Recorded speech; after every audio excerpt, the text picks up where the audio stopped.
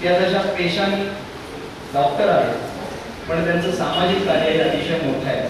म्हणून त्यांच्या ज्या पुस्तकाचं प्रकाशन आज आपण करणार आहोत, प्रिय गुरुजीस, त्या नावावरूनच तुम्हाला कळेल की त्या पुस्तकात नेमकं काय असेल. त्यांनी केलेलं म्हणजे स्त्री भ्रूण हत्या रोखण्यासाठीचं त्यांचं कार्य हे अतिशय प्रचंड आहे. नंतरच्या काळात अनेकांनी खरं तर त्यांची कॉपी केली असं म्हणायला हरकत नाही. प्रसिद्धी त्यांना जास्त मिळाली कारणभर, पण नकोशी हे नाव अनेक मुलींना जे दिलेलं होतं त्यांची नावं बदलण्याचा एक अतिशय आगळा वेगळा कार्यक्रम डॉक्टर सुधा कांते यांनी केला. नंतर हे कार्य अनेक ठिकाणी प्रसारित झालं, अनेकांनी त्याचं अनुकरण केलं. अर्थात ते चांगलंच होतं, त्यामुळे त्याचं श्रेय घेण्याचा फारसा काही प्रश्न नव्हता. पण याची सुरुवात कदाचित यांनीच केली असावी असा मला ठाम विश्वास आहे. यासारख्या अनेक म्हणजे स्त्री भ्रूण हत्येच्यासाठीच्या अनेक वेगवेगळ्या प्रकार, म्हणजे नुसतं पॅम्पलेट वाटण्यापासून झालेली सुरुवात ते हजारो सभांमध्ये झालेलं परिवर्तन हे निश्चितच अतिशय गौरवशाली होतं असं म्हणायला हरकत नाही. यावर त्यांना खरं तर अनेक ठिकाणी पुरस्कार मिळाले. ग्रीसमध्ये मला सांगायला अतिशय आनंद वाटतो की ग्रीसमध्ये त्यांच्या कार्याचा वेध घेणारं एक छोटंसं क्लिप तिथे बनवण्यात आली होती. कारण तिथल्या एका परिषदेमध्ये त्यांचं भाषण होतं, त्या आपल्या मत व्यक्त करणार होते. आणि या वेगळ्या विषयावरच्या त्यांच्या त्या क्लिपला सलग 8 दिवसातनं तब्बल 27 वेळा ही क्लिप दाखवली गेली आणि त्यांचं कार्य ग्रीसमधनं संपूर्ण जगापर्यंत गेलं. हे सांगायला मला अतिशय आनंद वाटतो आणि अभिमान वाटतो की यामुळं त्यांचं कार्य जगापर्यंत घेऊन नाही गेल्या, तर त्याबरोबरीनं आपल्या नगर शहराचं पण नाव ते घेऊन गेल्या. हे जास्त अभिमानास्पद आहे. आणि यासारख्या लोकांनी खरं तर त्या हे जे कार्य करतात ते आपल्याला कित्येकांना माहीत नाही. आपल्याला त्यांचा परिचय फक्त डॉक्टर कांतिया आणि डोळ्यांशी असलेला संबंध याच मिळाला. पण यासारख्या अनेक वेगवेगळ्या क्षेत्रात त्या कार्य करतात. त्यांचं लेखन तर चालू असतं. त्यांनी एक विश्व रेकॉर्ड पण केलेला आहे सलग 24 तास नृत्याचा. त्या दरवर्षी त्यांच्या मानगणीय ट्रस्टच्या मार्फत एक बाल एकांकिका स्पर्धा घेतात, ज्या संपूर्ण महाराष्ट्रात गाजलेली आहे. आणि कदाचित एकमेव अशी स्पर्धा आहे की ती सातत्यानं गेली अनेक वर्ष चालू आहे लहान मुलांसाठी. आणि एकीकडे बालरंगभूमीला सध्या फारसे चांगले दिवस नाहीत असं म्हटलं जातं, पण गेल्या अनेक वर्षांपासून सातत्यानं त्यांच्या ट्रस्टतर्फे ही स्पर्धा चालवली जाते. अशा चतुरस्र असं म्हणायला हरकत नाही अशा डॉक्टर सुधाताई कांते आज आपल्या या कार्यक्रमाला उपस्थित आहे. मी सौ अंजली पटवर्धन यांना विनंती करतो की त्यांनी त्यांचं स्वागत आणि सत्कार करावं. आत्ताच्या मोबाईलच्या जमान्यामध्ये खरं तर पत्रलेखन ही कला जवळपास असंगत झाल्यासारखी स्थिती आहे. पण सुधाताईंनी या पुस्तकामध्ये पत्रांच्या माध्यमातून इतका सुंदर संवाद साधलेला आहे की विकृती ते प्रकृती हा विचार जर करायचा असेल तर विकृती मुळात निर्माण होती कारण योग्य ते विचार मुलांपर्यंत पोचले नाही आहेत. ते ही मुलं जी पुढं जाऊन भावी नागरिक आहेत ती सुजाण नागरिक बनायला हवी आहेत. आणि मग अशा वेळी त्यांच्यापर्यंत नुसते मुलीच नव्हे तर मुलांपर्यंत, खरं तर मुलांपर्यंतच जास्त की हे विषय पोचणं गरजेचे आहे की तुम्ही योग्य काय आहे, तुमचं अयोग्य काय आहे, कसा विचार केला पाहिजे. स्त्री पुरुष समानता ही काय फक्त स्त्रियांनी जाऊन बाहेर काम करणं आणि पैसे मिळवणं ह्याच्यापुरतीच आहे का? ती कामामध्ये समानता आली पाहिजे, विचारांमध्ये समानता आली पाहिजे. स्त्री दाक्षिण्य म्हणजे काय फक्त आपण उभे एखादी स्त्री उभी आहे आणि तिला बसायला जागा देणं इथपर्यंत स्त्री दाक्षिण्य मर्यादित आहे का? ह्याच्या पुढं काही आहे. यासारखे विषय किंवा आता जे नकोशीचा उल्लेख केला आता बोलताना की नकोशीचं नाव बदलून पुढे हे होत आहे. मग मुळातच हे सगळे विषय पोचवायचे असतील तर मुलांबरोबरचा संवाद हा खूप महत्त्वाचा ठरतो आणि त्याच्यासाठीचं एक उत्तम माध्यम पत्र आहे. कारण पत्र शेवटी जी आहेत ती कायमस्वरूपी आपल्याजवळ वैचारिक ठेवा देऊन जातात. आधेमध्ये मुलांनी कधीही उघडून बघितलं तर त्याच्यामधनं त्यांना आठवत जाईल की अरे हा विषय आईने किती छान आपल्यापाशी बोलला होता, आपल्यापाशी बाबा हे किती चांगल्या पद्धतीने आले. आणि असेच काही सुंदर विषय सुधाताईंनी ह्या पत्रांच्या माध्यमातून घेतले. या पुस्तकामध्ये सुधाताईंनी जे घेतलं आहे की 12वीच्या शिक्षणानंतर पुढं मुलगी वसतिगृहात राहायलाच गेली. तिथपासून तिला आलेल्या अनेक प्रश्नांना तिने अनेक प्रश्न जे समोर आले की अगदी पहिला प्रश्न आई वडिलांना सोडून संकुचित वातावरणातून एका सुरक्षित वातावरणामधनं एकदम ओपन ह्याच्यामध्ये गेल्यानंतर येणारे प्रश्न, एकमेकांशी कम्युनिकेट कसं करायचं, किंवा बाहेर राहिल्यानंतर घरात असताना थोडंसं कोणी त्रास दिला तर आई ग बाबा ग म्हणून काम बघतं, एकटा असेल तर तोंड कसं देणार आहे या गोष्टींना, इथपासून ती मुलगी जेव्हा आई स्वतः होणार आहे तर आई होताना की तुझी कर्तव्य काय आहे, तुझ्या म्हणजे त्याच्यामधलं एक पत्र इतकं सुंदर आहे की डोहाळ जेवण करताना, किती डोहाळ जेवण ही एक आनंदाची गोष्ट असते आई होतानाची त्या बाईच्या आईच्या आयुष्यातली, पण त्यावेळेस त्याला एक सामाजिक आशय पण देणं गरजेचं आहे की आपण संपन्न घरातले आहोत, आपण डोहाळ जेवण खूप धुमधडाक्यात करू शकतो, पण त्याचबरोबर अशा काही 10 जणी आहेत की ज्यांना आपली मदत दिली किंवा आपण त्यांनाही आपल्यासोबत घेतलं तर त्यांच्या आयुष्यात आनंद फुलवू शकतो. म्हणजेच हे जे मुद्दे आहेत या पत्रलेखनातनं आलेले मुद्दे आहेत की नुसतंच संस्कार करणं म्हणजे तू चांगलं वाग, मोठ्यांचा आदर ठेव, प्रेमाने सगळ्यांशी वाग एवढंच न राहता माणुसकीने कसं वागायचं, सामाजिक भान कसं ठेवायचं, आपल्या ज्येष्ठांचा आदर कसा ठेवायचा, आणि ह्या ह्याच्यातले सगळे मुद्दे ह्या वेगवेगळ्या पत्रांमध्ये म्हटलं तर एका बैठकीत तासाभरात वाचून होईल आणि म्हटलं तर आयुष्यभर पुस्तक हे पुरेल. कारण प्रत्येक लेख जो आहे तो आपल्याला खूप काही घेऊन जातो. म्हणजे हे पुस्तक फक्त मुलांसाठी किंवा फक्त पालकांसाठी नाही राहते, ते सर्वांसाठीच होते. कारण प्रत्येक मुद्द्यावर पालक म्हणून मी विचार करू शकते की ह्या मुद्द्यावर मी आता मुलाशी कसा ॲप्रिशिएट करायला पाहिजे, मी त्याच्याबरोबर कसा डायलॉग साधला पाहिजे, आणि मुलंसुद्धा प्रत्येक पत्रावरनं विचार करू शकतील, हां काल मी जरा वागताना चुकलो होतो, हा या पत्रात उल्लेख आलाय बरं का, मग मी काय विचार करायला हवा. म्हणजेच आपलं सामाजिक माणुसकी, राजकीय भान हे सगळे भान चांगल्या पद्धतीने निर्माण होण्यासाठी या पुस्तकाचा खूप योग्य वापर होईल असं आहे.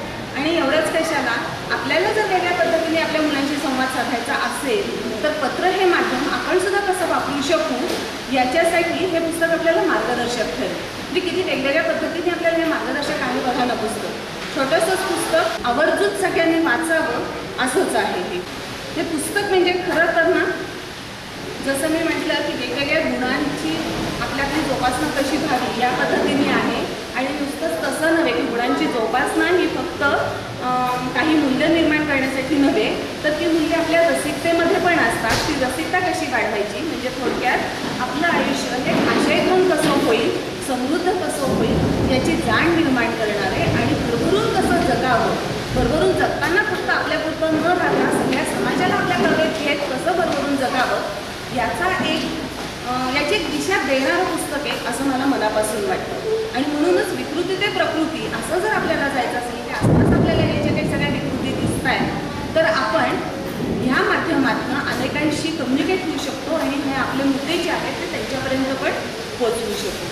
आणि यानंतर जे पत्ररूपी अतिशय सगळ्यांना विचार करायला लावणारं डॉक्टर सुधा कांबळे यांनी प्रिय गोडुली याही पुस्तकाचं अनावरण आज आपण सगळ्या मान्यवरांनी करावं अशी मी विनंती करतो.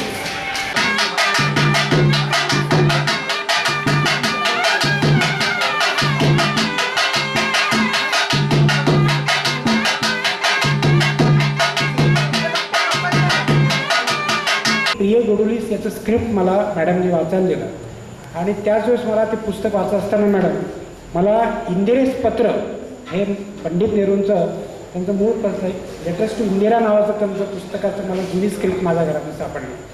अत्यंत सुंदर पुस्तक.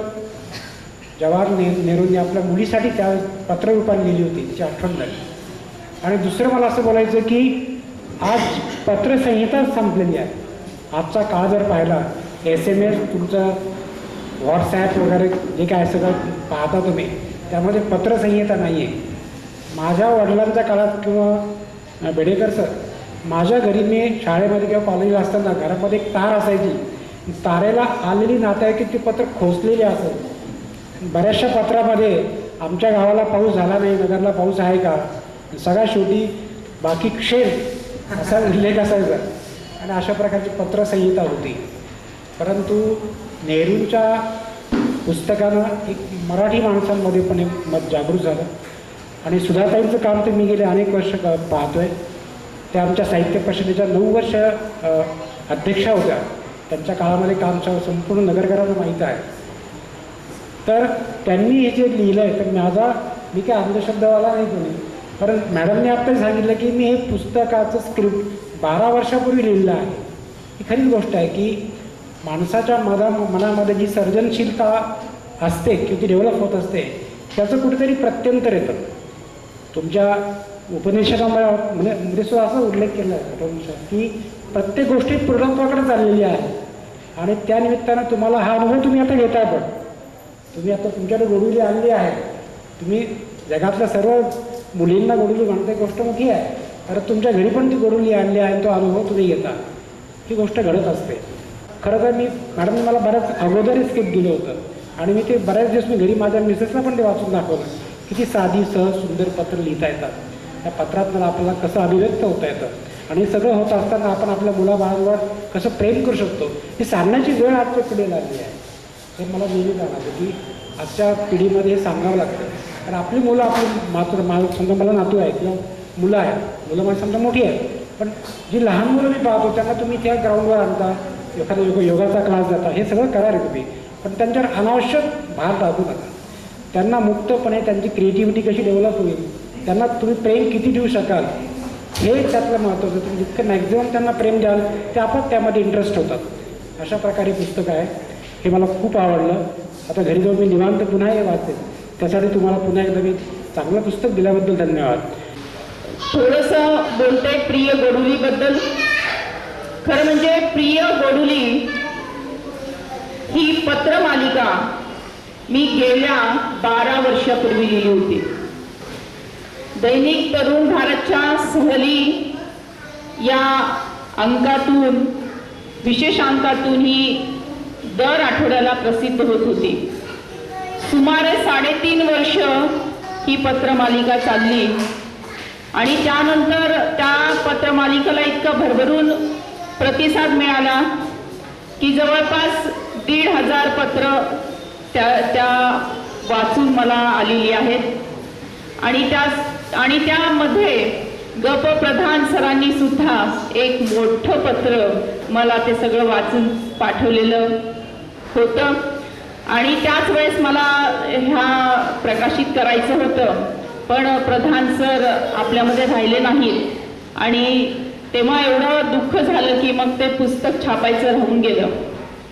पण त्यानंतर जेव्हा हा दिल्लीचा प्रसंग घडला आणि सगळेजण खडबडून जागे झाले, त्यानंतर मला अनेक फोन यायला सुरुवात झाली.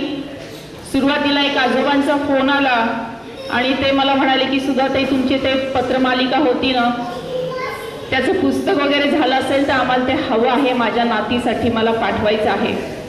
त्यानंतर मग एका आईचा, एका वडिलांचा, एका मावशीचा, एका आत्याचा, एका काकूचा, असे अनेक फोन येत गेले, अनेक पत्र येत गेले की ती पत्रमालिका आम्हाला हवी आहे.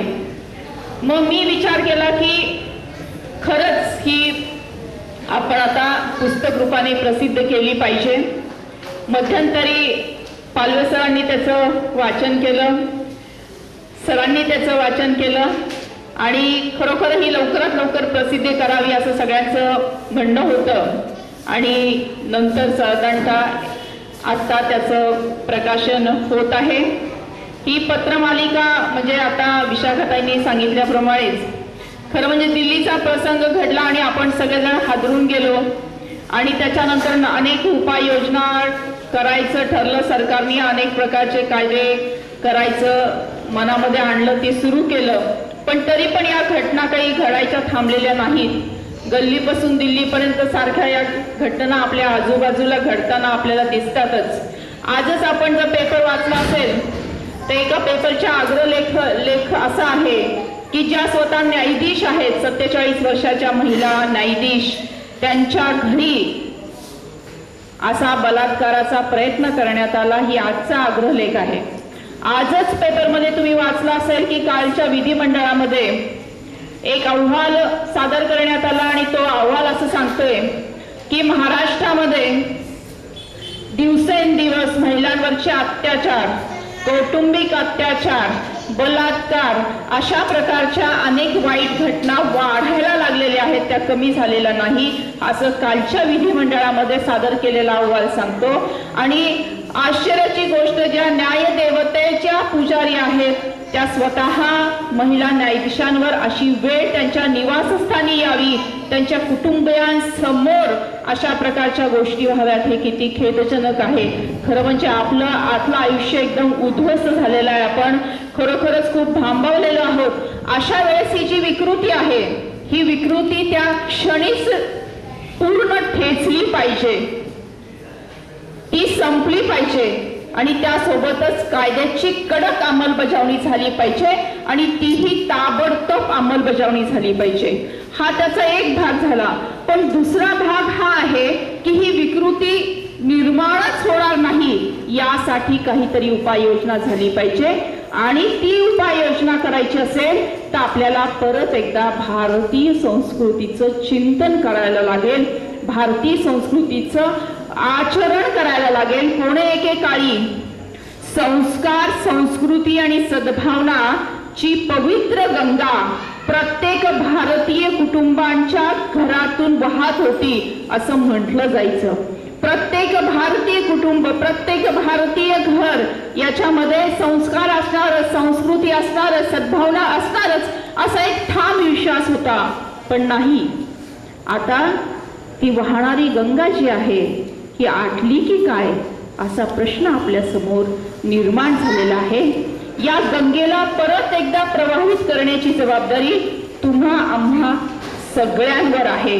सगळ्यांनी मिळून हे कार्य करायचं आहे आणि त्याच्यामध्ये खारीचा वाटा प्रिय गोडोलीस ही पत्रमालिका बजावेल असा विश्वास मला वाटतो. प्रिय गोडोलीस ही पत्रमालिका आपल्या सर्वांना अर्पण करताना मला खूप आनंद होत आहे. याच्यामध्ये सहकार्य करणारे सगळ्यांचे मी मनपूर्वक आभार मानते. आपणा सर्वांना शुभेच्छा देते.